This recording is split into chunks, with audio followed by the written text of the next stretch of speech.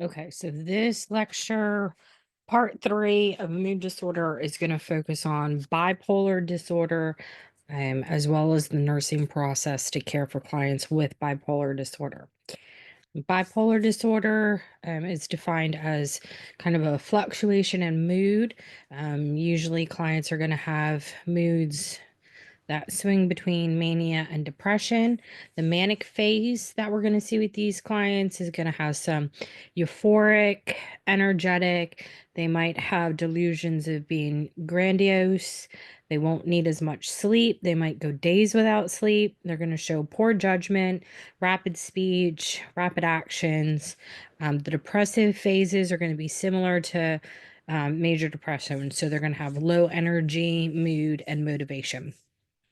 Often these clients can receive a initial diagnosis that is wrong, especially if the first episode is that of depressive.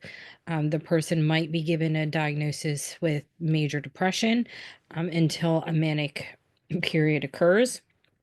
We also have clients that might not recognize a period of mania, and therefore it's really important that we get permission for collateral from family and friends. When we talk about bipolar 1 disorder, this is going to have that period of depression with a period of full mania. Mania is going to be for at least 1 week. Obviously, if it's shorter due to medical stabilization, they still qualify.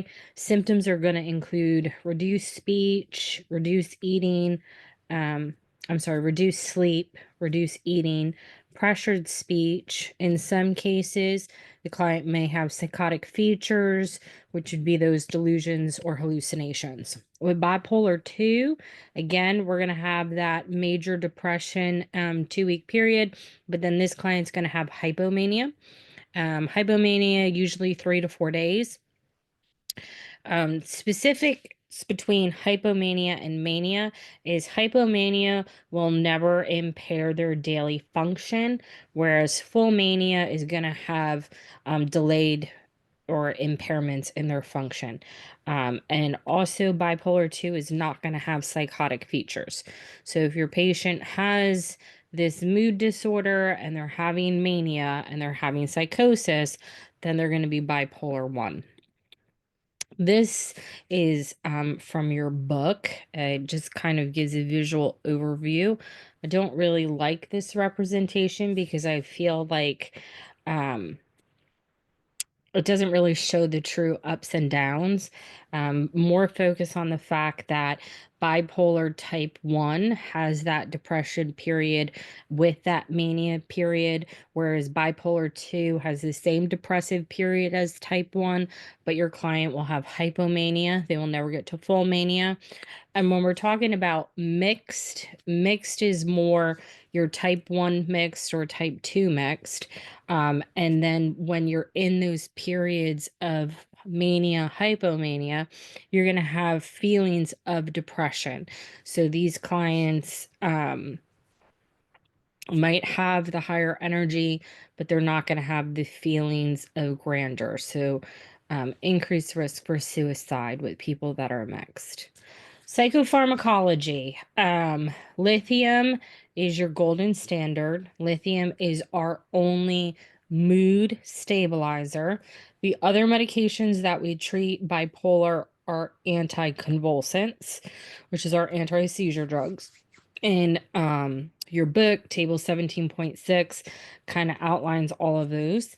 And then psychotherapy. Psychotherapy can be useful with clients that are having mild depressive symptoms or are on that normal portion of that bipolar cycle. It's not useful during acute manic stages because the person's attention span is really brief. They're not going to be able to get any insight from the sessions, especially during those periods of high energy. Psychotherapy combined with medication can reduce the risk factor of suicide and injury and provide support to the client and their family, kind of will help them accept their diagnosis as well as their treatment plan.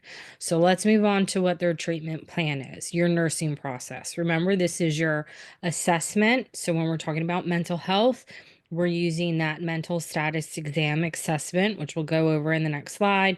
Then we're going to go over our nursing diagnoses or maybe concepts. Then we're going to plan our outcomes and our interventions to achieve our outcomes. And then we conclude with the E, which is your evaluation. Did you meet them? Did you not meet them? So looking at our assessments, start thinking about, what do we think somebody who's in a manic period is going to look like? What's their speech going to be like? Is their emotion, is their mood and affect going to be congruent? Perception, right? We already talked about a little bit on those prior slides that clients with bipolar type 1, when they're manic, they can have psychosis with that. Thought content, thought process, cognition. How do you think their insight and judgment's going to be? Again, let me reinforce this.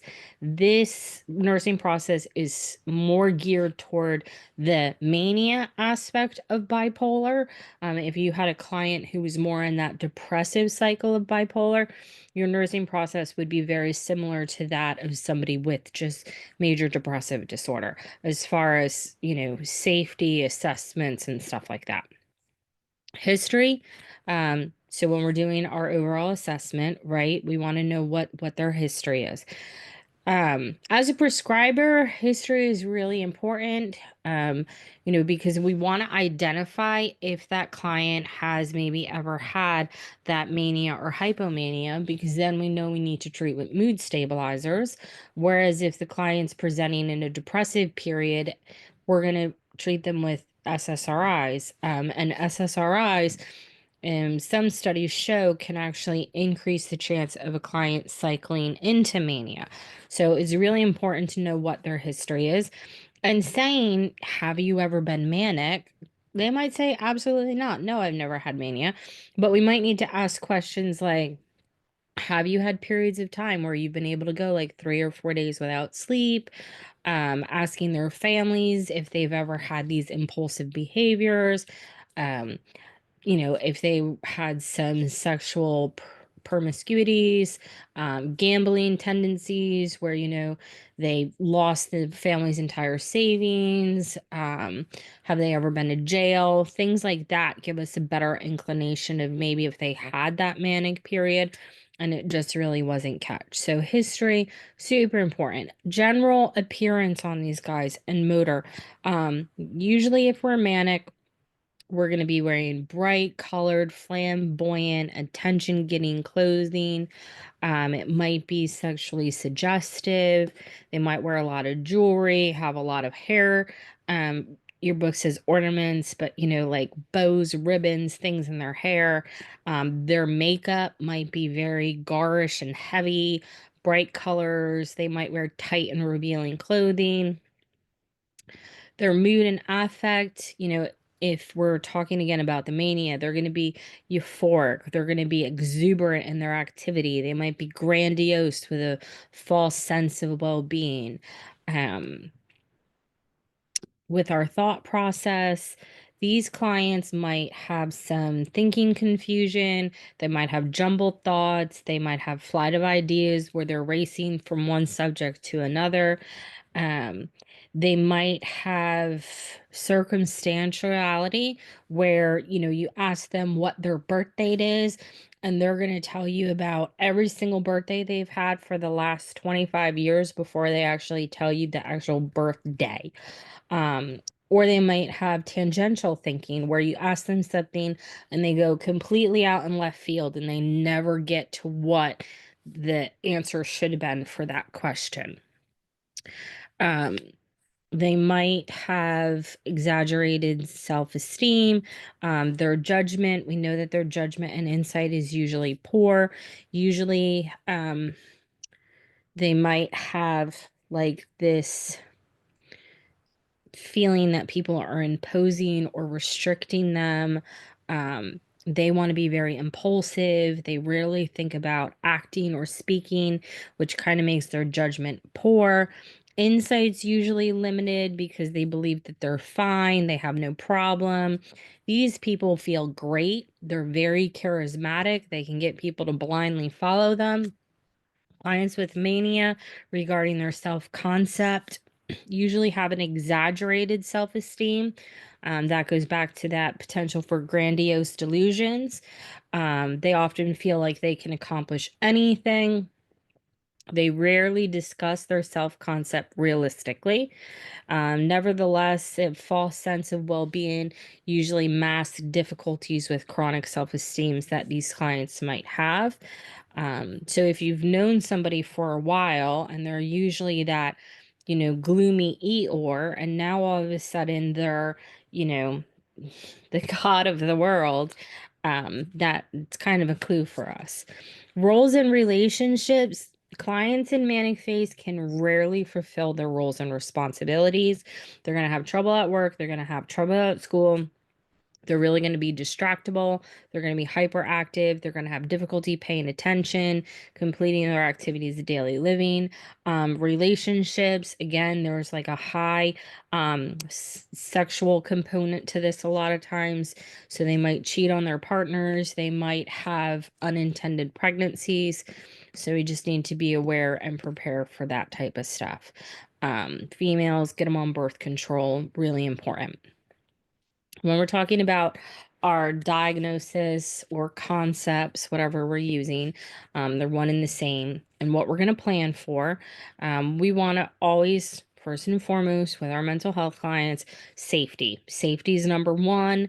We want to make sure that we reduce any risk for violence, reduce any risk for unintentional injury. We might be looking at inadequate food and fluids, ineffective coping, non-compliance with medications and treatments, inability to fulfill roles, self-care deficits, low self-esteem, inadequate rest and sleep.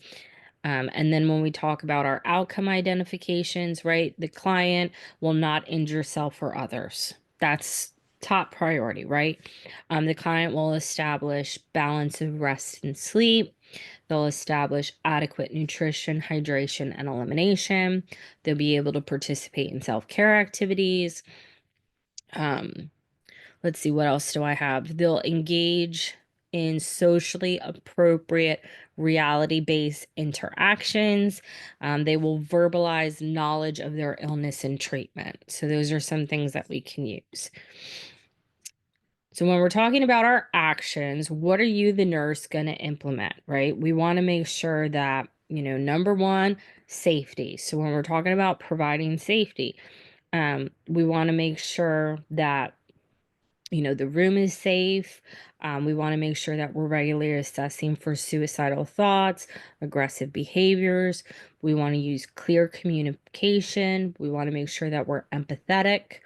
We want to ensure that if they have any signs of anger or intrusive actions, that we're setting boundaries, we're using respect, we're making sure that they're safe. For meeting the client's physiological needs, if they're up for days on end and they're not eating, they're burning tons of calories. So we need to make sure that, we're encouraging them to sleep, we're encouraging them for nutrition. These guys need high calorie finger foods. If I'm manic, I'm not going to be able to sit at a dinner table and have a 10-course meal, right? I need chicken nuggets that I can take a few and eat them and go. Quiet environment, reduce stimuli, monitoring their intake and output, and ensuring that they're getting their sleep. When we're talking about other nursing actions, again, safety, limit on their behaviors, clear, simple language, break things down, give single tasks. We're not going to tell this patient, get in the bathroom and get all your morning stuff done, right? No, it's going to be like, okay, I need you to take a shower. Did you take a shower? Okay, I need you to brush your teeth. Did you brush your teeth? You want to do steps things. With managing medication, lithium, as we said, is the golden standard. I have more medication stuff that we'll do in part 4 of the mood lecture, but it's got a really narrow therapeutic range. So clients need to make sure that they're staying hydrated, that they're getting a balanced salt intake. and that they're getting the required monitoring for their lithium level, for their thyroid function, and for their renal function. So, lots of medication management. Client and family education, whatever medications that they're getting, we need to do education on that. We need education on signs of toxicity of those drugs, as well as signs is when maybe we're starting to have another manic episode, how to seek treatment if they need it.